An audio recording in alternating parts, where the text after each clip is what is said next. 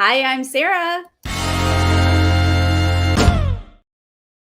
Hello, everybody. It is the Tuesday before the Big Brother 23 finale.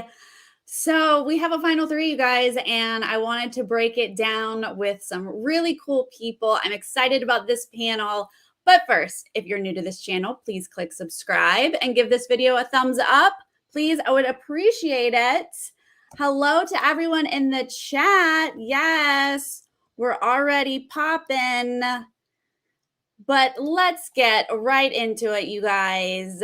Please help me say hello to Miss Chantele Frances. Hello. Thank you for having me today. Well, thank you for coming. How are you today? I'm pretty good. I'm pretty excited with the panel that we have going here tonight to talk about these three people. I think it's going to be a very good time.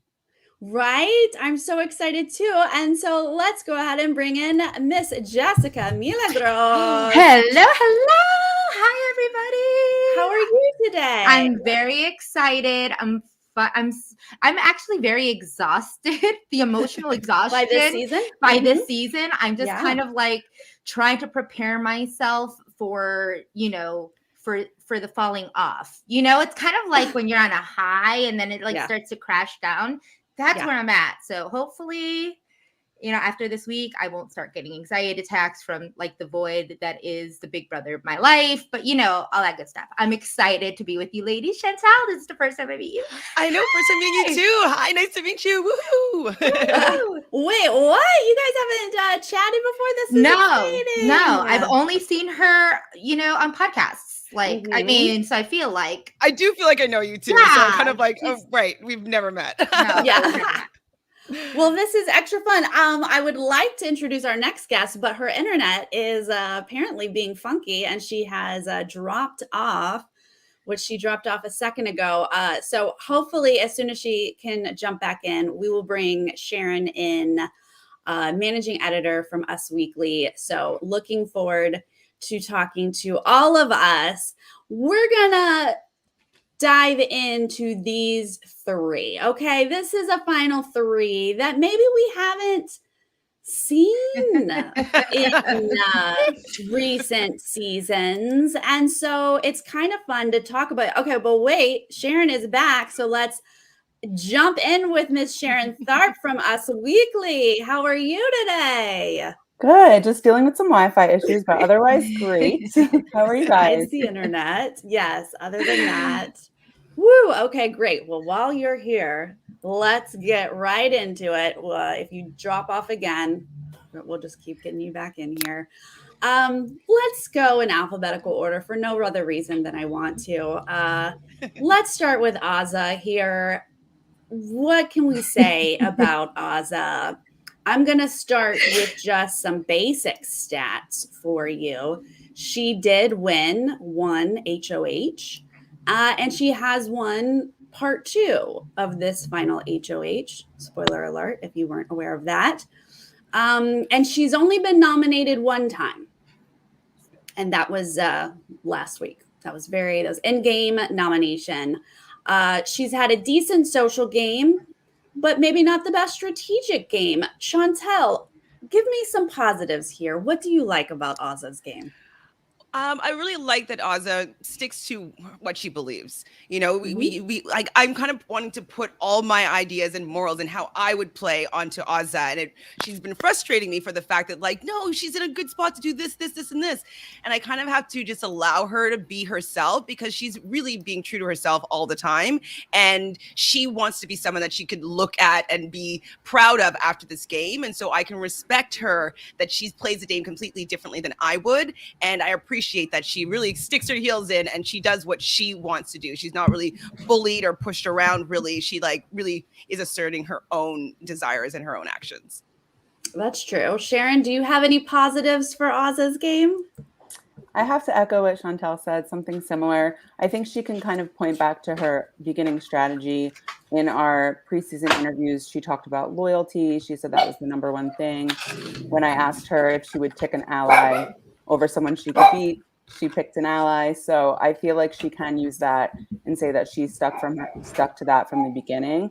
I think the last few days have been interesting, depending on what's going to go on with if she ends up winning. But other than that, yeah, I think loyalty is the number one thing she can hang her hat on. And she can say she wasn't nominated until Final Four, which is impressive in some way, I guess. It can, does that go to her credit? Right. Is up to be determined. Jess, how do you feel about Azah? Look, same sentiments. I believe it or not, like Azah has been the one person I feel like I've been able to really understand in terms of game. I think that in some ways, I played very similar to her in the sense that I wanted to be loyal. I wanted to be as honest as possible. I also had like this sense of I want to be honest in the game. I want to be this representation of the morals that I want to instill in this game. You don't always have to backstab and be deceitful. And so I had that mentality kind of coming in. And I also saw how she was kind of alienated even from her own group. And it's very hard when you come into a house and there are people who literally say they don't want to play with you, even though you're in the same cookout, in the same alliance, and you're saying, and your voices isn't being heard, and maybe she doesn't like the people that she's maybe surrounded by. I loved Azah's she kind of had a stank face, her resting bitch face, even though she is such a sweetheart, like you could tell she was just so sweet. But like when she didn't like something, like you knew she had no poker face. And so I think that the positive coming out of that is that she actually made, this final three with no actual ties to anybody, no concrete, final twos, or just kind of going based on how she felt, and that's very, very rare to be able to get this far in the game without solidifying some of these deals that I feel like she didn't do, so it's impressive in that matter. Yeah, she said to us that she was coming in wanting to win comms, target people. She wanted to align with the women. She had a pretty clear plan when she was coming in. And quickly, it felt like week 2, she realized that was not who she was. That was not the game she was going to be able to play. She realized she was more of an emotional player, and the house started to realize she was an emotional player, pulling some people away from her. But I still felt like she had a decent social game, even though she spent a lot of time in bed and was pretty emotional. I don't know. It still kind of worked out for her. Sharon, yes, no? Am I way off? Yeah, I mean, her cooking skills got her far. That's true. She had Kylan sticking up for her, not doing the dishes. I mean, listen, I know that seems like silly stuff, but when you live with someone for 24 hours a day for months, I mean, those things matter, unfortunately. So you can't say she, she didn't seem like a terrible person to live with. And I think that matters for something. Does that mean she should win the game? Maybe not, but yeah. Another thing that I'd like to add too is, like, compared to the other 2 men that are in the final 3, I do think she has a fairly accurate read on what happened in the game and what she has done in the game and who contributed what. And she's having many conversations with both Derek F. and Xavier, and they're like, no, that didn't happen. And she's like, well, actually, no, I think that she did. And no, I like Tiffany. And so she's really able to see what was really going on in the game. And I think out of the 3 of them, I think she's the biggest fan and has watched all the seasons. And so I think that also has boded well, even though I haven't seen the strategic side that I really was hoping for from her. I do think that she has a pretty decent read on the whole game. Absolutely. I agree with that sentiment. I think that especially the way that she's just able to stand her own ground, especially amongst these men that are at times very condescending. And I'm going to try to be very nice because I'm not very happy with them at all, either of those men. But, you know, that she's still able to say, I don't think that's what happened. And she's not like backing down. You know, she's really sticking with her guns on this, where she could easily just be like, I want someone to take me. I could be, you know, I could just coast this along. And even with the back and forth of her and Derek right now and the ridiculousness of that situation, I think that she's just been the reason I'm still watching Feats. And I think also that if she was on a different team to start off with, I think we would have seen a completely different side of Azah. I think she was completely conditioned by the people that she was with. We know that she's super loyal. And so with that loyalty, she's giving that loyalty to Frenchie, giving that loyalty to Big D, giving that loyalty to Brittany, and nobody else can really intercept and kind of penetrate her thoughts here. She really wants to stick her guns to these jokers. And so if she was on the Queens with Tiffany and they were from day one talking together, she would have, I think, have emerged as more of a player like Tiffany, because that's who her loyalty would be with. That's who she'd be listening to. And that's who she'd be working through the game with. And so, yes, it was fortunate that she's able to get to the end with another joker. But I think that she would have had a winning game and maybe had that desire to win if she was on another team. I was also just going to say, you know, in terms of her being an emotional player, I think, sure, she is. But I think these guys have been just as emotional. I mean, Derek F for sure. Even Xavier, I mean, that week that Tiffany won HOH, he was whining the whole time. So like, it's hard for me to say, well, she's just an emotional player. Like, I think they're all pretty emotional. Maybe she used that to her advantage the most, to be honest. But yeah, I just wanted to point that out as well. It's so true. I mean, even like Tiffany was like, oh, she's so emotional. And then Tiffany's blowing up. Like, you're human. They're all have emotions. Yeah. So speaking about sort of her, she did have good reads. She's the only self-aware person in that house. I mean, we've got one very delusional player and one somewhat delusional just because he didn't have all the info. But she is very self-aware of her own game and, you know, aware of what happened in the house. Does that help her if she does get to sit in final two, having that in her speech compared to someone who's going to have incorrect information? It depends on who she's sitting beside. I mean, I think that we can all say that if she sits beside Derek F, she will win this game. And I don't really know which votes Derek F will actually get.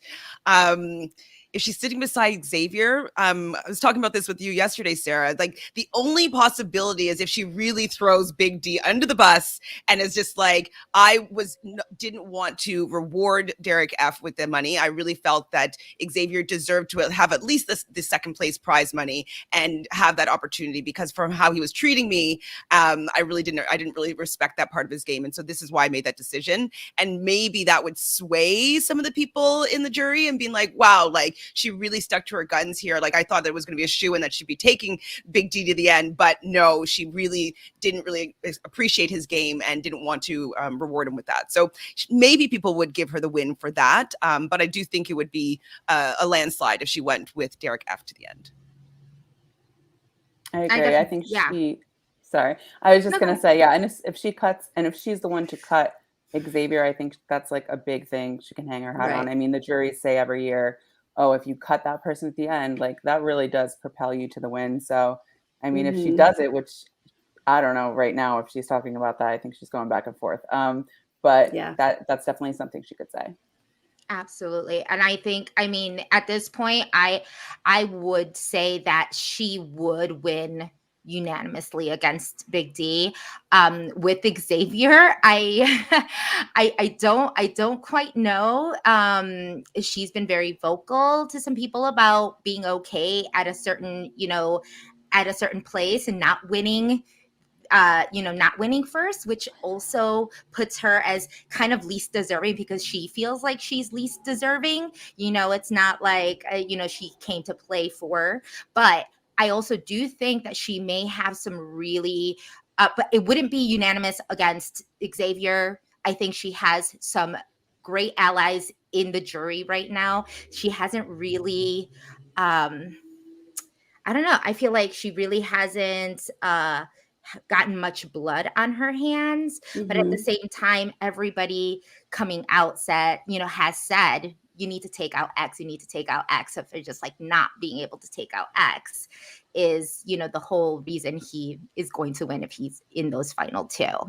Right. And let's update, just to be clear, Big D and Azah have been at odds. He has been picking fights with her. He's telling her she doesn't deserve to be here. He should have kept Kylan. He carried her all this way. How dare she not take him, even though he was never taking her, if it was his option. And she has hit a wall of frustration with him and did say she will probably take Xavier instead of Big D. Although today, Big D, he slept in a different room last night. He couldn't even look at her, but he did talk to her. I want to say apologize, but he didn't really apologize. He just came at it from a different selfish angle. And she said that she's no longer 70% taking Xavier. She's down to like 55% taking Xavier. So a lot of time is until tomorrow. She still has a good 24 hours to make this decision if she gets the decision. So we don't know which way she would go. But let's say she wins part 3. She kicks Big D to the curb, says, you don't deserve second place. I'm taking Xavier. How many votes could she maybe get, guys? How many votes? I think she definitely would get Brittany. I think Brittany is it for sure. I really would wonder how many people would be bitter jurors. I'm not quite sure. I think Brittany for sure, though. That's the only person that I could think. What do you think? What information do you think Kylan's going to bring when they do their roundtable? Because that could be definitely benefit Azah potentially if he kind of throws Xavier under the bus and is like, we had these deals and he did this, and this. Like he's dishonorable. He said this, and this about you guys, and maybe make people in the jury mad that he completely went back on the gentleman and tanked Kylan's game. I'm wondering if that might have some influence in the jury, because I don't think that they want to give it to Xavier. I think that they were using that as a tactic so people would get him out and save themselves. And so maybe if Kylan has done some work there, she might have the ability to slip in and win. Yeah. I think votes. I don't know for sure. I would think that definitely would matter. And this is where it really does matter in these speeches and these questions and these jury questions, because as soon as the jury starts asking questions, if they, for some reason, realize that X had no idea what he was doing and he was just coasting, that really could hurt him. And it could be like, hey, in Azah's questions and answer, like in her answers, she was very on point with the ball. She did this, she did this, she did this, and it's pretty damn near impressive that you can go through a whole season of Big Brother and really not like lie and be deceitful. And, even though she was coasting a little bit at this point, when you're looking at X's game as well, he was also coasting, he had less of that, he had less of the social game with people outside of the 6. So she really has a good relationship with everybody that's in jury. So I think that if she was able to say, even if tomorrow she talks and says, I kept Xavier in for a reason because I knew he was going to be the target in front of me, that still would give people a good, idea of just like, oh, okay, this is exactly what I wanted to hear in order to give her the win. Sharon, what do you think votes wise? I think something that might help her, and I'm sure we'll talk about this when we talk about Xavier, is Xavier's speech, because I think he can tank his own game a little bit if he goes in taking credit for the entire cookout, which he's been practicing his speech, and I'm not loving what I'm hearing. So if he's in there and he's saying at the end, everything he set up and he did, Tiffany and Hannah might be like, what? Like, and Hannah, I'm sure, thrilled with Azah for taking her out. But yeah, I just think a lot of it could be just Xavier's speech and him taking credit for things. I think she has Brittany's vote, even though Brittany told me in her exit interview that Xavier was playing the best game, but everyone said that. I think she would give her vote. Yeah, I mean, Kylan's a toss-up. I think it's just his mood and what people are saying in the round table and whatever. I don't know. He could throw her a vote, but who knows with him. Yeah, I am not going to pretend to know how Kylan is going to think on finale night. Who knows what that vote will be. Okay, well, let's move on to Big D. Derek Frazier here. Let's see if we can hit some points here. His stats are real simple, you guys. He won 0 comps and he was nominated twice. Look, the only other person to make it this far with 0 comps is Dr. Will, y'all. Can you compare Big D to Dr. Will at all here? No, obviously not. I mean, Dr. Will was the reason why I started being a super fan of Big Brother. I was watching Dr. Will on season 2, figuring out how to hook up my computer to my TV so I can watch the live feeds. It was because I wanted to watch Dr. Will because I was entertained by him and he was just so strategic and he was super cute. And so the fact that none of these factors really relate to Big D, I'm like, I'm not attracted to him. I don't find him super funny and he's not strategic at all. And I don't want to watch him on my screen. So completely the opposite from my perspective of Dr. Will. And just the fact that he's completely delusional in how he's perceiving the game and how he feels he is being perceived by the audience. It's a little bit unsettling for me because it's like he might get a really rude awakening when he comes out and realize that he's not this beloved that he believes he is, with people going to be offering him to host this and host that and co-hosting with Julie Chen. And I'm like, whoa, what? I don't think that you know how you're being perceived right now. And so, yeah, the lack of self-awareness, it makes me a little bit unsettled. And I would be a little bit worried for him when he comes out because I don't think he has a lot of, there's going to be a lot of not so nice comments on the internet. Yeah. So Jess, obviously his comps are not great, but does he have anything in the strategic/social buckets? What can he claim here? You know what? In my opinion, absolutely nothing. But I will say, in my exit interview with Tiffany, she does give him credit for starting the cookout. And when we talk about starting, it was like him individually walking to each person and saying, hey, you're part of an alliance called the Cookout. I don't know if that's considered actually starting the alliance, but, I mean, if she thinks so, that's fine. I think the disconnect here is more, as Chantele said, it's like that delusional aspect of himself. And it's not just the delusional aspect, is the fact that it seems like he cannot give himself credit without tearing another person down. So it's not giving himself the props. It's actually tearing someone else, unfortunately, someone like Azah, completely and utterly down while he's trying. It's almost like he can't hear anybody else get the credit for absolutely anything. And it makes him look petty. It makes him look delusional. And I think that I've also heard his speech for Final 2, which is just a little ridiculous. I think that's going to strike a chord with a lot of the jury members, and that will be the zero. I mean, for at this point, he was guaranteed Final 2 no matter what, and he still managed to fumble that ball. And I have no idea how you must absolutely just be so horrible at this game that you convince someone to stop taking you to the Final 2 when it was like a done deal. That is the delusional world that we live in when we see Big D, and also, I'm sorry, I want to have this empathy for everybody inside the house, because I've been there and I know how much we get criticized, how not everybody sees everything. There are things, that aren't being shown. And I'm sure he feels like he has done some things that we've never seen.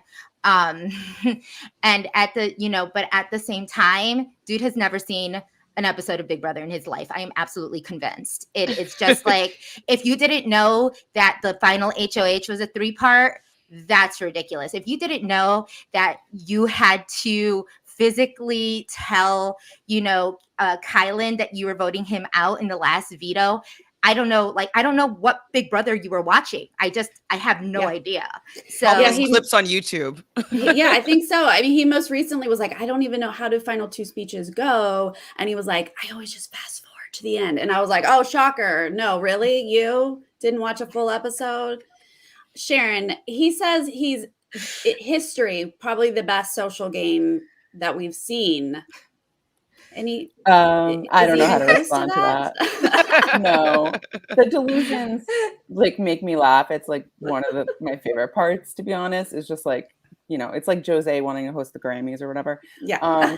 But and also like the jurors, at least Hannah, is very aware that he's there for like, the fame or whatever. And I don't think they're gonna want to give him the money for, playing the best game. So that's another thing. And then I'm not hating on someone that doesn't have to win comps to get to the end. Like, you go in there with your skill set. It might not be comps, but whatever it is. And if you get to the end, like, fine, you deserve to get to the end in some way. The problem is he has no strategy or anything he did along the way to make up for that. So, he's, I think, telling himself in there, well, I kept up with all the lies that we had. And it's like, yeah, but so did everybody. So what individually did he do?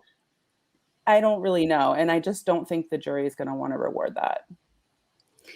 Yeah, when he says he managed the cookout, he put it together. And I do give anyone credit for putting an alliance together, because when we go over Xavier's here in a second, he didn't put anything together. He only joined groups that he was invited into. And I do feel like there is a difference there.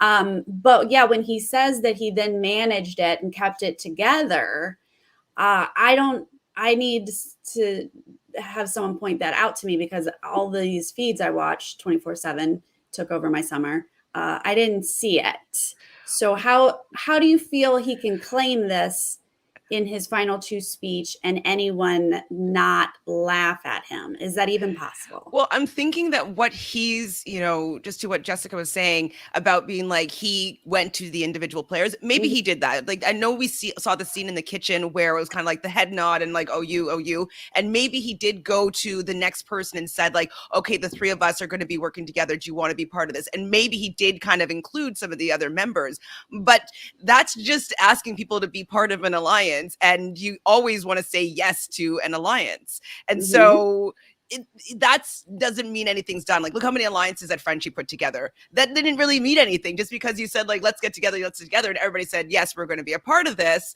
doesn't really, for me, mean that you started an alliance. You maybe suggested it and people all said yes, but I do feel the people that are putting in the work, that are like not allowing people to evict them, putting together the strategy to get to the end, like that to me is who starts the cookout. And when Tiffany has that dream where it's going to be the pairs and she presents this to the cookout, and she didn't present it to, Grandmaster Big D, who's going to decide whether or not the cookout is going to be if that's the plan that they're going to be using. Like, no, it was Tiffany brought this to the people because I felt, was in control of the cookout. And I do feel that she was the reason why the cookout was able to stick together, because she allowed them to have a glue, because they had a strategy. They knew what they needed to do and they were able to just execute. And I'm going to have to give Tiffany props for that. Even if she thinks that Derek F started it, I give it to Tiffany still. Right. The cookout could have been the slaughterhouse if you're just putting it together. What do you do with it? She gave us the roadmap, and we will always give her credit for that. We will never forget. If we do get Big D and Xavier sitting next to each other here at the end, and he says that he and Xavier played the same game, does he get any votes? Sharon, does anyone vote for Big D, or is this unanimous? Unless, Kylan, he's the X Factor. Okay. I don't know. It really just depends on the day with him, but I can't. Maybe Brittany throws him a sympathy vote, but even then, I feel like she's going to want to maybe go with the group. I really don't see it happening. Maybe maybe 7-2 if he's lucky. Yeah. Jess? No. Same? Yeah, I mean, no. I think that once he starts talking, the jurors are just gonna think he's insanely delusional and probably not roll that way. I think that there will be some great questions, and the fact that I personally think that, you know, with X, because he's a lawyer, because, you know, he's good with going back and forth with these answers and really kind of playing this up. I feel like with Derek, he's gonna get a random question from, you know, a juror, and he's gonna fumble the ball. I'm just gonna keep on saying he's gonna fumble the ball. But you know, I'm here for it. I'm totally here for it. I suffer, like I told people, I suffer from secondhand embarrassment. It's gonna be hard for me to get through, like, because I'm gonna be like, oh God, this is so good. So good. It's gonna be so cringe. So cringe and so good.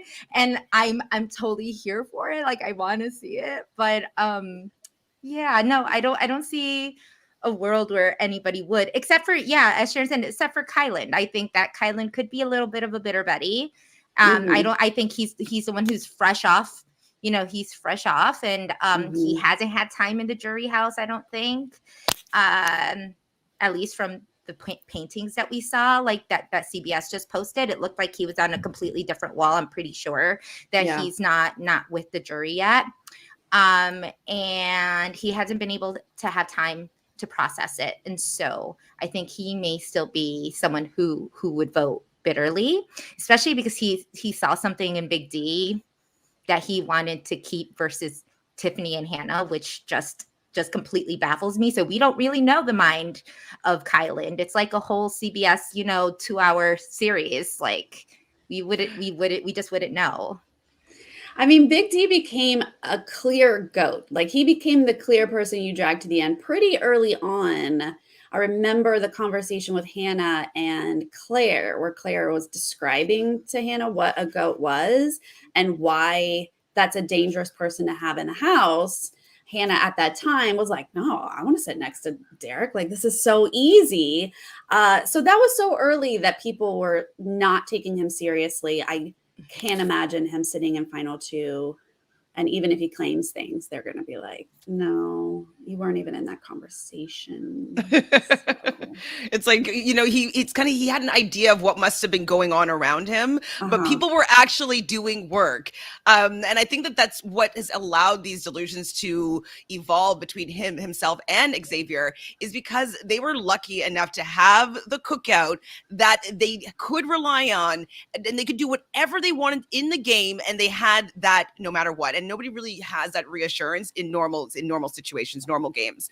And so usually you're worried if you like speak unkindly to somebody, or, you know, you go back on your word, any of those things you're worried about because you don't want them to have a reason to target you. But they were all allowed to be however they wanted to be, because they knew at the final 6 that was what the mission was, and they're just trying to get themselves there. So I think that he benefited so hugely for the fact that Tiffany was going to allow him to move forward in the game, even though he completely despises her. And this is solely because of the cookout. And so I think that he benefited so much from the cookout, because I do think that people would have taken him out. There's too many gamers that don't want that final 2 seat to be taken up by somebody that doesn't play the game or has seen the show. Yeah, I was going to actually say the same thing about Xavier. I think Xavier benefited a lot from the cookout. Everyone knew he was throwing comps. He would have been targeted way earlier, and I don't think he plays from the bottom well. We saw what happened when Tiffany won HOH. He was whining all week. He couldn't handle it. He likes a plan, and he likes to stick to it. If something goes wrong, I feel like his wires get crossed, and I think if that had happened earlier, he would have been in trouble, where I had way more faith that Tiffany could navigate those things. And I also think that she's just, I don't know, she has a way with people, and she's kind of like magnetic, like people gravitate towards her. And I think she just would have, I hate to compare the two, but like, that's basically what I'm saying, is like, she would have gotten further even if without the cookout. And I feel like Derek F, especially because he's a GOAT, and Xavier, just in other ways wouldn't have gotten as far. Maybe Azah could use that in her speech. I don't know if she will, but. And it's hilarious that both of them say that Tiffany played the worst game. She's so bad at this game. She wouldn't make it to jury without the cookout. It's like, wait, no, you wouldn't make it to jury without the cookout. She decided to stick with the cookout. She had a completely other plan that probably would have given her the win. And it's just shocking to me that they completely don't see it at all. Absolutely. There was something, was it last night that Big D in one of his tantrums was like, Tiffany should be here over Azah and me. And I was like, wait, did he just deep down you know this? Yeah. Like, I feel like he lives in this delusional world, but maybe he actually does know things deep down and he just can't admit them. I'm not sure. I was thrown. I think he's like maybe stuck in the Matrix, you know, kind of. It's like sometimes it's almost like he took that pill to kind of bring him back into reality. And then he's like, I don't deserve to be here. I haven't done anything. And then like the next moment, it's like, bam, I'm the mastermind of it all. I deserve to be on this, you know, in this final two. You know, I'm sorry. I didn't just carry Azah. I luggaged her. I suitcased her. I'm like, backpacked. Oh my God. I backpacked her. I was like, what? What are we living? Like he's like trying to, I don't know. He's trying to be on some type of spin-off VH1 show. I'm sure, you know, it's really bad. Well, and it was also very interesting. He must have taken that pill for a sense of clarity when he was evicting Kyland. I was expecting him not to be able to say that in a way that was in the typical flow. You know, I thought he might mess things around a little bit, but I was impressed. I was shocked that he was very clear with his voting to evict Kyland. That was shocking. So I'm wondering if it's put on then him, you know, a little bit of this, like maybe he does have some sort of aversions where he mixes words and letters around. That's definitely a big possibility, but maybe he allows that to be something that he, you know, lets lead him sometimes, because we could see that he's very capable of being articulate and clear when he wants to be. So curious about that. All right. Well, should we move on to Xavier? Of the three, I think Xavier gets just a little bit more credit. He did win 2 HOHs and 3 vetoes. He was nominated 3 times. Is it 5? Like 5. I think. Well, on the block 5, but nominated, I think 3. Okay. Yeah. Because one time was by a roulette wheel. One time was for the veto that he didn't won himself. Mm-hmm. So he wasn't super even though it sounds like he was on the block 1,000 times, not really nominated until kind of necessary with the whole +1 plan, Alyssa, that kind of stuff. I have mixed feelings on Xavier, so I'm excited to hear what you think. Chantele, what are his biggest selling points here? What's he got going for him? I think the fact that everybody came to him with alliances and with deals, and he kind of always just had to be like, okay, sure. Mm-hmm. Yeah. Okay. Like he didn't really have to like navigate anything. And with that, it allows people not to really be mad at him. They wanted him to be part of their group. He wanted to be working with him. You know, Kyland really wanted him to be his final 2. He wanted to go head to head, Superman versus Batman. Like he does seem to be able to want people to have people want him to be included in their groups. And so I think that's really positive. And I think that's why a lot of people are saying that they think that he's played the best social game, which I don't fully think that he has, but there's something about his presence that is allowing people that want him to stay in the game and want to give him $750,000. Like he's doing something. He's saying no showmance, but like he's still able to give those, you know, late night cuddles with Azah, even though, you know, he doesn't want to lead her on in any sort of way. You know, I think that there must be a charm about him that people want to be around, that has allowed him to really get to the end for sure. Sharon, do you think his social game is the end all be all? The winning game here? I'm also like on the fence about him. I think, you know, he has he's inoffensive, right? He seems like a decent guy. He is pretty good at controlling his emotions, which I think is a really important thing when you're playing a game for 3 months. It's really hard to do. We've only seen, a Derek or a Dan, like that kind of where you're in like a heated situation. He seems to be the mediator. I think there was that 1 week, like I said, I keep alluding to that he kind of lost me a little bit because I think the whole Tiffany of it all. But yeah, I mean, his social game, like everyone likes him. I mean, he's inoffensive. I wouldn't say it was the best social game I've ever seen. I think he can definitely say that he was, everyone knew he was throwing comps, so he has some comp wins toward the end to brag about. I think it just really depends. Is he going to downplay the rest of the cookouts, contributions as well? Like, is he going to say, he was controlling it? I think that might tick off some people in the jury. But yeah, I mean, I don't see there's a way that he doesn't win the game if he's in the end. I mean, I don't think anyone disagrees. Right. Jess, what are his biggest selling points here? I think the biggest selling point is that he benefits from pretty boy alpha male syndrome.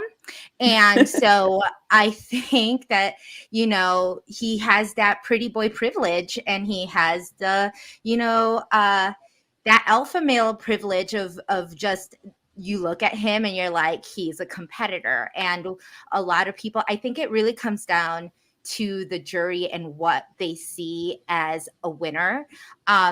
It could be competitions. Not everybody thinks that, if you win all the competitions is the best, is the best winner for Big Brother. But he has a mixture of it all. I think, he could have tanked his game just like Big D. He could have easily done that. I think he's cool, calm, and collective when he needed to be. I think he threw the comps that he felt he comfortable throwing. I think he won when he felt like he needed to win. Do I think he embellished a little bit at the comps that he said he threw? Absolutely. And I want to, and I also want to say that I had posted something on Twitter that I am still getting comments back and forth on since, yesterday or the day before, talking about how I felt he was super deserving of this win. I want to retract the statement and say I just feel like he's deserving, maybe not super deserving, because within the past few days, it has been very apparent that he knew nothing about what was going on in the house. So therefore, he can't be really super deserving of this, correct? I think, but what I do think is that if we're just looking at it from a 6 perspective, because I really don't count anything. I mean, well, aside from giving Tiffany pretty much all the credit before the 6, I think what gives him this just, aura around his head is what happens after the 6. Within the 6, he's had the best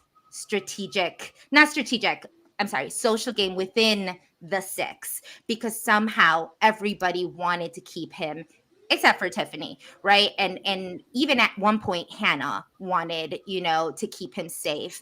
And so he was not going to be targeted within that 6. He wasn't even looked at really as a possibility to be taken down within the 6. Well, as early as other people. If Tiffany or Hannah won, I think that they would have targeted him. And so I think it just so happens that he got Kylan, who wanted to bro down with what did you call it? The pretty boy alpha male syndrome. I think that, with that syndrome happening, that Kylan was just shimmered by, and Big D is shimmered by, and Kylan was the one that won that crucial head of household that completely decided that Xavier was basically going to win this game. Because if it was Tiffany or Hannah, I don't think that it would have gone down this way. I think that Kylan would have probably been in the final 2 seat with Tiffany. I think that that's probably what would have ended up happening. And Xavier would just have been a blip. He'd be like, oh, you didn't do anything and you didn't get to the end. You're out 6th. So that's what I think would have gone down. Give me a second to pause here and say thank you so much for the super chat. I appreciate it. As always, watching this channel was the best part of watching Big Brother. Yay! Thank you for keeping us up to date, not only here, but also on Twitter. And also, Tiffany, for AFP. Get it. Get your votes in, guys. Get it in. So I agree with you guys. I think he did have a decent social game, enough that when we got to that comp, what do you call it, where you're picking two people to go up, head to head, knockout. Thank you. He was not chosen at all. And I feel like when you see the person not chosen at all for a head to head, you need to look. And there were definitely people outside of the cookout who were looking at Xavier, who would have liked to have targeted Xavier. And Kyland, Tiffany, and Hannah worked very hard to protect Xavier, to keep him off of actual target lists and allow him to get to final six. But when I look over his early weeks, I don't think Xavier had influence on what was actually going on in the house. And I do think that that was part of his plan. He wanted to lay low, throw some comps, but he was not included when Christian was being backdoored. He accidentally gets Hannah on the block. Like, there were definite times when he was like, and didn't have the influence on the other players. He was not able to manipulate them. Chantele, feelings on that? I mean, that's why I'm not super keen on his game, just because he didn't really play that great of a game. But if you look at the whole body of work, like, yes, at the end, final six, he won some competitions. He had people that are dragging him to the end. Absolutely. So we'll say with the final six, the cookout, he had the best social element within the cookout that allowed him to get to the end. But if I even look at him deciding to go in as a bartender, if that is going to show me what his strategic prowess represents, that's just it's insane to me, because he doesn't stand like a bartender, he doesn't look like a bartender, he doesn't act like a bartender. People commenting what bartender goes to sleep at 10 p.m. They don't. They stay up all hours of the night because they're night owls. I can attest to that. I like staying up late because I've worked in the bar industry a lot of my life. So the fact that he made that choice, and I understand the idea behind it, where it's like, okay, I don't want to be as considered as much as a threat as I already am physically. Totally get that. But maybe do something that's just more in alignment with you. So a junior lawyer, or in law school, or want to be a lawyer. I don't know, you just maybe in that vein, because if I just count that as his strategic abilities, not great. It's not great. And he didn't really know what was going on, and he was very emotional about the people that were being targeted by the cookout. He points fingers at Tiffany for not wanting to go with the plan and not sticking with the cookout. He didn't want Christian to go. He didn't want Alyssa to go. He was definitely putting his foot down, and he was somebody that Tiffany really had to work around in a lot of these situations. And so he didn't really, in my opinion, carve any path. Who did he take out in the beginning? Brent. Okay. Anybody would have taken out Brent if that's if he was their head of household. And he nominated himself by winning a veto that he didn't win. These are his attributes and the claims to fame. Not plussed. Sharon, what are your feelings about his strategic game? Yeah, I mean, he definitely slept half the game, which I don't hate. Sometimes that works, I think that's not a bad plan, but I think he needs to say that in his speech. Hey, that was what I planned to do. Not, I was involved in every, eviction. I think also, what was Chantele saying? I just lost my train of thought because of Brent. Hi, Brent. Yes, thank you, Brent, for the chat. Thank you. No, I think it matters what he says. If he goes off about, the bartender thing for a good 20 seconds, everyone's going to roll their eyes and be like, yeah, we know. That's not. We figured that out week 2. Yeah. Yeah.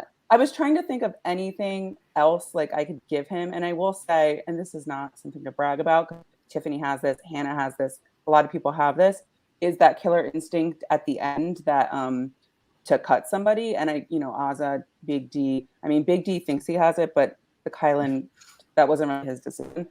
But I think that's important, because that's what I like to see in a Big Brother winner. Do I think he's the only one who has that, or that's special? No, but I guess that's something I can say he has. Yeah, that's about it. I don't know what else to say. Right. Jess, can you give him any points strategically?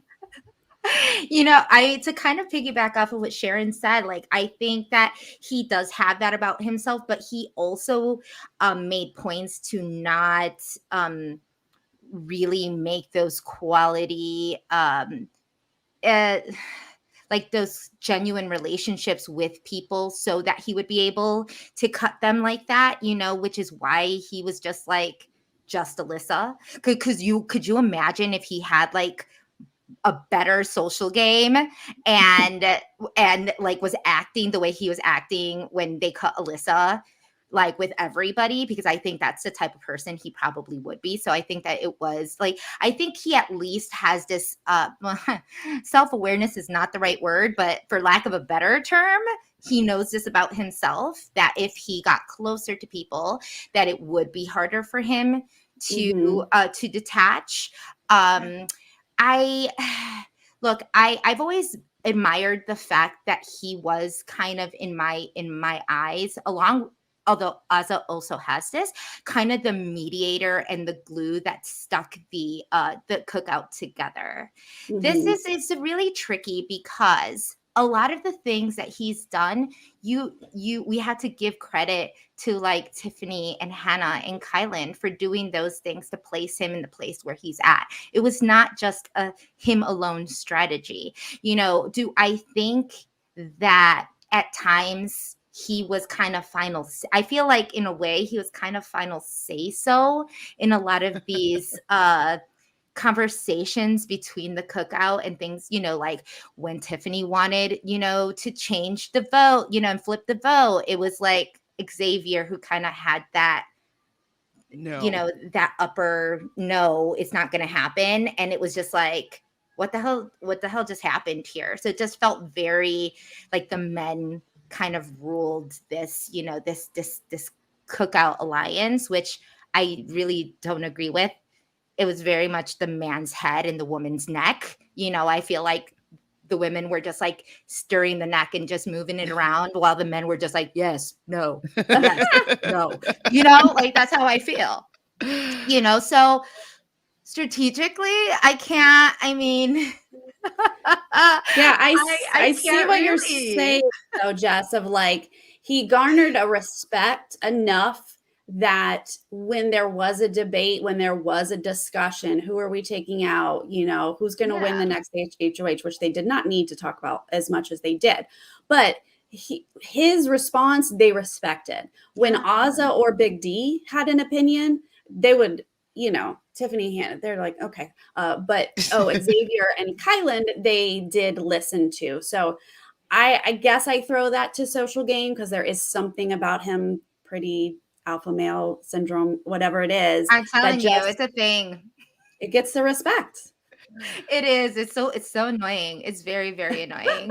But it was, when you have someone that calm, there were so many things that triggered me about this season because of it. It's kind of like more like when you have the mother who is very, very active in a child's life, and you have that father who doesn't really do much except say yes or no when you need something. And it's like that final say so. And it's like, but you're not even doing, all you're going to say is no. All you're going to say is yes. Like, what'd your mother say? And it's like, well, she said this, and that. And he's like, let me talk to your mother about it. And then, but he's always the final say so, And that's what I felt like. I don't know if that makes much sense. If I'm really, verbalizing it in that way. But yeah, it just felt like he was the dad of this cookout. And it was like, nothing was very original about the things that came out of his mouth. Nothing was, but he was the cool, calm, collective dad reading the freaking newspaper and saying, Dad, can I get this? Can we, no, but he said this, but she said this. And he's like, stop. No. And that's it. And that's final word. That's how I could sum up his gameplay. Well, and I think that they didn't want to make him upset. I think that that's what they're avoiding. Because if we could take like Tiffany not doing what Xavier said, we get a month of him whining and complaining about Tiffany. Yeah. So, maybe they all intuitively knew that he would react in a similar type of way. And so they're kind of wanting to appease him along the game. And so maybe that it's like an energetic threat of like, acting emotionally about these situations that people were avoiding. Because like, if he was acting like that when Tiffany still went through with what the plan was to go through, and he's still so angry about it, and he's probably going to win the game like because of it, like I just think that they were trying to avoid having him be upset. So we kind of alluded to, if Azah were to win Final 3 and bring Xavier, maybe she can get a couple votes. Maybe she can stress, I brought Xavier because Big D is a jerk.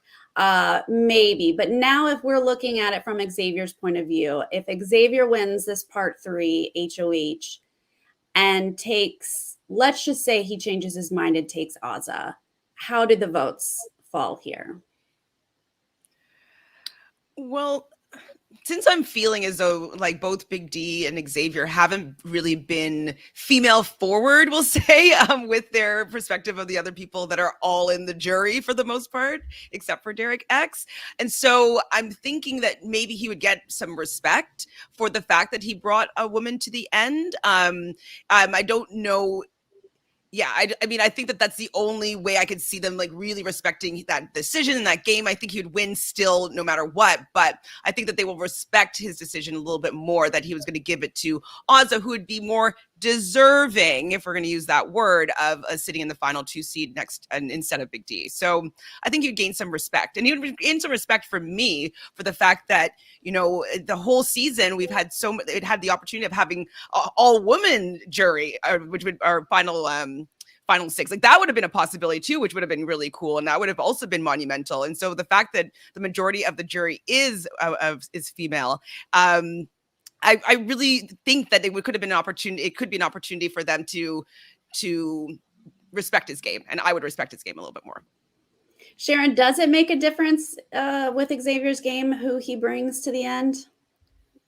That was an interesting point. I hadn't thought about that. I mean, I could definitely see Tiffany and Hannah being happy that Big D was not in the end. I hadn't thought about that, but I think he wins either way, so it's hard for me to think of each scenario. I'm just like trying to think of like any little thing. But then who knows? Like if Azah ends up taking Xavier, it could go, oh, you're stupid for taking Xavier, or it could go, well, if she says all these things like, well, I took him because Big D didn't deserve to be here. I mean, who knows? The women could be like, I know they wanted to work with Azah. I don't know. I'm just like pulling at anything here. It's just really hard for me to see any scenario where he doesn't win, which is so you're saying no matter what, he's winning. Yes. Probably unanimously. Maybe Big D gets a vote from Brittany. Maybe Azah gets a vote from Brittany. But overall, you think Xavier has this in the bag. Unless he severely tanks his game and his speech. Like, severely. Like, and that people could be like, oh, wait, we're giving him the money? Like, he doesn't know what happened in the game. Like, as a gamer, I wouldn't want to reward him with that. So maybe he could tank his game. That would be interesting. I would love to see that, to be honest. Yeah. I mean, he's a lawyer. So 2 and Azah wins. Oh my gosh. Oh my God. That would just be like, that would be the end of the season that I want to see right now. I would love to see that. If she brings him and has a better speech, I mean, maybe she's very elegant speaker. Like, she speaks very well, but so does he. He's a lawyer. Oh my gosh. So it really would, I mean, I guess he could fumble his speech. What if he rubs people the wrong way though? Because I don't know, if he's too arrogant, too pompous, and I did this, I did that. Like, I don't know, it could rub people the wrong way, especially the gamers and the female gamers in the game of just being like, I don't really like how you're making me feel. And sometimes people, that influences their vote. They can be like, you didn't know the game and you're not making me feel good about giving you the money, and maybe they just won't. Jess, how set are the jury's votes though at this point? Can they be swayed? Absolutely. I think absolutely. I think even when we were in jury, we were constantly wavering and back and forth on people's gameplay. And I think it's like you find out within the round table, like whatever Kylan's going to say, like take in mind that, this is going to be the first time they see Kylan. They're not going to have like days upon days with Kylan of talking their ear off about what happened in the past, week while he was, with these final three. And they talk about all of their gameplay. So even the person who's about to come into jury. So I feel like you have as a juror, they're thinking about all these three that are left, and they kind of go back and forth, but there are still so many questions. That's where the questions start to form and be like, was this done on purpose? Was this, a casual outcome of, of what happened? Like for a long time, I thought, Nicole from my season, I thought she was some type of mole, some type of mastermind. Like she was doing these things on purpose, to get her to where she was at. But it figured out that she was just a generally nice person. And she was just telling everybody everything because she didn't want to hurt anybody's feelings. So it was just like, oh, well, that's not really gameplay. That's just like, you just kind of fell on it, And, but then it's kind of like, what do you respect? Like, I think that people in the jury would look at Azah and be like, what?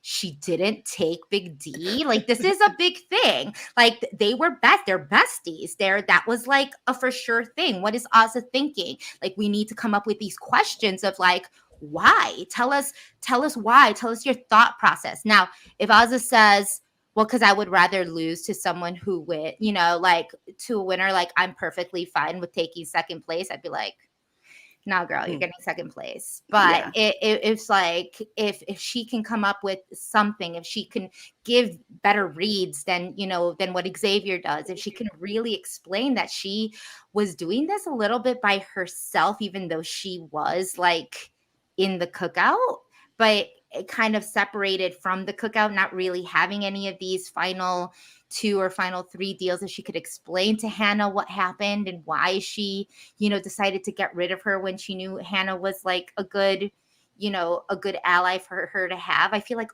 all of these questions, like depending on how they answer them, you could really, it could really change. And then they just take you away and you don't talk to any of the jury members anymore. So you don't really have the time to like have someone else's thoughts really come into your thought process. It's kind of like, okay, now it's my sole individual responsibility to figure out who I feel deserves this. And that's where it kind of changes. Yeah, so I was going to say real quick, like what happens if Azah says, or Xavier gives a very pompous speech and takes credit for a lot of the cookout. What if Azah goes up there and says, here's what everyone contributed. Here's what I contributed. It's a team effort. What if she plays that card? Do we see that helping her at all? Yeah. Right? I do. I do too. Because it looks strategic, right? If you know what was going on and that means that you decided to play a role, you didn't luck into the role. And so I think that would favor very well to the jury and be like, okay, so at least she knows that she didn't just get there by happenstance. Like she knows what happened. She can understand her role in this, and this is the role that she decided to play. If she takes ownership of that, I think it could sway people against like someone being like, I did everything and they didn't do anything. Yeah. I think that her biggest game strength is the fact that, within the 6, like there were so many alliances. I'm like, I can't even keep count. I would have to go through my list of notes. You know how many alliances there were this year, and none of them fell through. Like Xavier fumbled on his final 2. He, he made so many promises, so many things that he ultimately didn't adhere to. I think Azah knows all of this. I think that she knows her place in the game, where she says, I knew all of this existed because I made individual relationships with each person. And I knew I had my pulse on the game the whole time. And I knew my place. And I knew my place was to keep the cookout together, which she said before was to make sure Big D didn't go off the handle, X didn't go off the handle. Like I'm the one who tried to keep this, a majority majority of this together. And, you know, and by also knowing how other people were playing, like I had a good idea of my role. I think that gives her mad props. I think that gives her a lot for jury members to think about. Yeah, especially if you're pairing that with someone who is saying, I made sure so-and-so evicted this person on this HOH, and I then turned the target on here, and the jury's going, No, you that's didn't. not what Exactly. happened.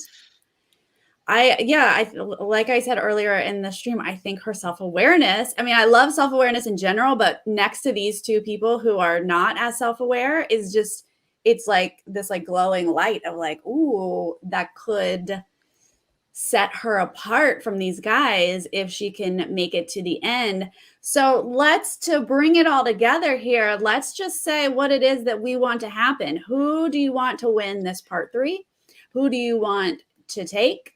Who do you want getting first, second, and third? Chantele, we'll start with you. No matter what, I want, because it's just would be the way that the season has to end, is that Azah wins that final 3, that the last head of household, and she takes Xavier with her, and she's able to convince the jury to give her the money. I would like to see Azah win first, Xavier win second, and Big D not on the podium. That would be my ideal scenario. Wow, Jess, how about you? There's so many different scenarios. Right? See, I don't know. The girl who wants to see a complete shit show would love to see Derek somewhere inside of that final 2, just for, again, because I'm a masochist and I love secondhand embarrassment, and I just want to see what this, like, how people react to like what he says, you know. So I think I'm gonna have fun either way. I, like Chantele, would love to see an Azah win. I think she can do it. I think that typically the third HOH is usually like one of those subjective, you know your housemates type of questions, and if that happens, I think she could totally win it because she's built these individual relationships with each person. So I think that she has a good chance at the win. She takes X. I just hope that she can come out with something. But that would really trigger me because I was also hoping for the same thing on my season. And that didn't quite, it's really hard to really explain your case when your game is very similar to the person that's next to you, right? Which I do feel like they have very similar games with him, just, again, having that alpha male pretty privilege. So, but much more like Chantele, I would love to see that, but I'm down for Derek, although like I wouldn't care to see him winning more money than he has to. Sharon? What do you think? What do you want? I wanted to see Derek just because I want to see his speech and how messy it is, like Jess said. But I think the ideal situation, I just convinced myself, is Azah being in the end. And I would love for her to play to the jury, because I do think X is going to come from a more, I don't want to say arrogant, but definitely like, I did this and I did this. And I think it would be so nice to see Azah like really make a case for herself. I feel like that would be the most exciting. Even if Xavier won, I'd be fine with that. But like to get her there and just to say all that and to the jury and even get a few votes, like I think that would be exciting. So yeah, sorry, Derek, I don't want you in the final 3. Yeah, I have to agree. I mean, I've seen obviously a lot of people are angry that the thought of Azah winning part 3 and not taking the easy win. If she takes Xavier, it's much harder for her to win. So girl, try to win. But I'm okay with it. If she wins part 3 and takes Xavier and comes in second, it would be great if she had a chance at winning and beating him. But if she comes in second to Xavier, I mean, Xavier, he was involved in more than she was this season, by smidge. So I'm okay with him winning over her. And I think ultimately Big D coming in third is just the most important part of all of this. Do you think, though, that it could help her speech if she reminded Tiffany and Hannah that she could represent by being the first Black female winner? Because I'm wondering if, like, even suggesting that, being like, this is what I represent, like, I represent a lot of your faces, like, you know what I mean? If she even went that route and kind of tugged on their heartstrings, because yes, there was that greater mission of just getting the 6 to the 6, but then Hannah and Tiffany did want to have the final 3 to be, you know, women, or, you know, Kylan in and out there or whatever. But I'm wondering if she could use that as a part of her speech strategy to maybe get some votes that way, especially since it's majority women in the jury. Yeah, here I am. I've been yelling all season, like, women don't vote for just women. Stop it. But now it's like, ooh, women? Do you want to hello? Do we think there's going to be like some voting blocks within the jury? Do we see like Claire voting with Tiffany and stuff like that? Because that also could sway in her favor in some way. Yeah, I know. It's like, it's interesting because, you know, Claire is like she was very adamant about saying, like, if X is in final 2, I'm voting for X. And I'm wondering like how honest she was about that versus saying, like, I really want a woman to win and I would love to see, you know, Hannah or Tiffany or Azah, you know, be in this final. Again, it's gonna come down to, because I do feel like maybe I don't see Tiffany voting for Azah. I mean, I feel like, in a way, and I mean, this is just the way I feel, I don't want to say like Tiffany had ever said this, but the fact that they had such different gaming, you know, strategies and their clash, I wouldn't be able to see Tiffany voting for someone like Azah straight from like a game respect level. I don't think she really respects Azah's game as much as she does love Azah as a person. I don't think that the respect is there at a game level. So it would really have to come down to what this woman's gonna say, really. Right, especially since they'll talk about that at the round table, which is before you even fully could grasp that maybe Azah won, you know, and took X. Like, you're not thinking of it that way. You're thinking that Xavier is sitting in the final 3 with 2 people that you dragged to the end. So they're going to be like, what Azah do? Nothing. I mean, that's what I'm prepared for on the round table, even if we get something different on, you know, the stage for finale night. Well, any last thoughts here, ladies? I have loved this entire stream and you guys as a panel. Anything else you want to throw out for tomorrow's finale? Christian proposes to Alyssa. No, stop it. Does a swaggy and proposes to Alyssa. Actually, well, Christian he's going to go get his girl. So. He just has to say, "Will you be my girlfriend?" Is what he has to do at this point. I saw him last week in New York during the Survivor premiere, and he was super smitten. I mean, like this, he was so excited for this week. So. He's such a cute, like, it's like seriously golden. Do we think Alyssa is still smitten? I mean, she's been sitting in a jury house. I don't know. I'm not sure if it was real, like, or if it's like going to be moving outside of the house or not. I mean, I hope so, because like anytime I see someone that's like, he loves her so, or likes her a lot right now, I don't want his little heart to get, you know, the Labradoodle's heart to get broken here, you know? So I'm just hoping that he'll be okay. He'll be okay.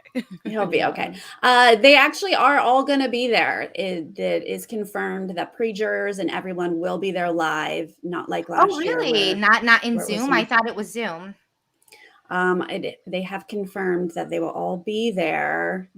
Did you hear that too, Sharon? That's what I heard. Christian confirmed it. I think so. Yeah, I'm interested to see how much screen time Frenchie gets as well. I kind of want to see what happens with that. Oh my god! And is there any chance that Derek F is going to win America's favorite player for the people mistaking it being Derek X? Timeline. I think they'll split the votes. I hope they split the votes and Tiffany wins. Yeah, that would be right. Top 3, Tiffany. I feel like DX is still up there. Like he was a for sure across the board fave. And then I don't know, Brittany had all those 100 BB bucks. She's got some crew out there, her TikTok followers. I don't know what it is. Oh, that's Maybe true. she's still in top 3. I don't know. Hannah stands are going hard too. I don't know. That's it. Yeah, I'd be happy to see any of them, you know. Of course, Tiffany, I feel like they're for real. If you have a black winner, I feel like you need a black AFP. Well, especially since she is the only one that is kind of shut out with getting the extra prize money, because it was only for the top 5 that are going to be getting any extra money on top of the stipend. So the fact that she's out sick, she's a single mother. Like, for them saying like, oh, people who deserve to be getting some extra money, like they kick out the person I would say deserves it the most if we're looking at that from that kind of perspective. And so I think it would be just that everybody that, you know, all the work that they did for the cookout, she completely tanked her entire game for the mission. I think it would be just, in my opinion, if she were to get America's favorite player, get that extra 50 grand, and at least everybody will know, and she will know how much we loved her. So I really hope that that's how it goes. Carried the season. Carrie, really, she had that on the season on her and back. if it's only for little petty Jessica to see the look on Xavier and D and Big D and Kylan's face when they see how much she is loved and adored and is like has literally carried the season. That's all I need. That's all I need to make the season just complete and just wrapped up in this pretty little package. I will not hate it. I will not hate it. I would not hate it.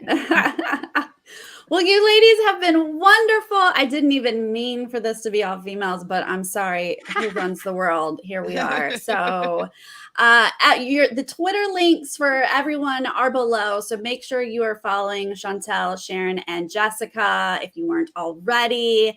Thank you, ladies, for coming on. I know everyone is excited for the finale tomorrow. Chantele, will you be live after the finale tomorrow night? It'll probably be a little bit later. I'm probably doing one of those midnight streams, I think, is how that's going to go down. Jessica, will you be live? Actually, we're supposed to be, but I'm still waiting on. I'm going to be interviewing the final 3 and the and AFP. So I'm just trying to figure out when that will be. So yeah, just follow me. I'll let everybody know if we go live. And Sharon, what's the Us Weekly schedule? You got interviews? Same thing with Jess. We didn't get our times yet. Probably like 1 a.m. Eastern or something. Yeah, I know. I'm not happy about that. But send questions on Twitter for the final 3, and hopefully the America's favorite player will be Tiffany, and I get to talk to her. That would be so exciting. So yeah. Oh, that's great that you guys get to talk to whoever wins AFP. That's awesome. Yeah.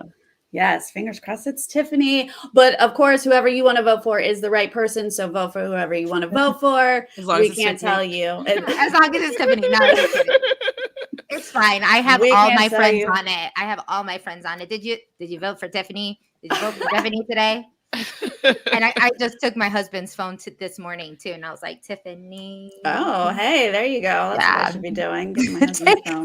Take your husband's phone. All right. Well, you guys, we will see you next time. Thank you, everyone who joined us live. And if you're joining us later, leave a comment. Let us know how you feel about this final 3 and who is gonna win it all. And I'll be back tomorrow. I'll see you guys then. Bye. Thank you.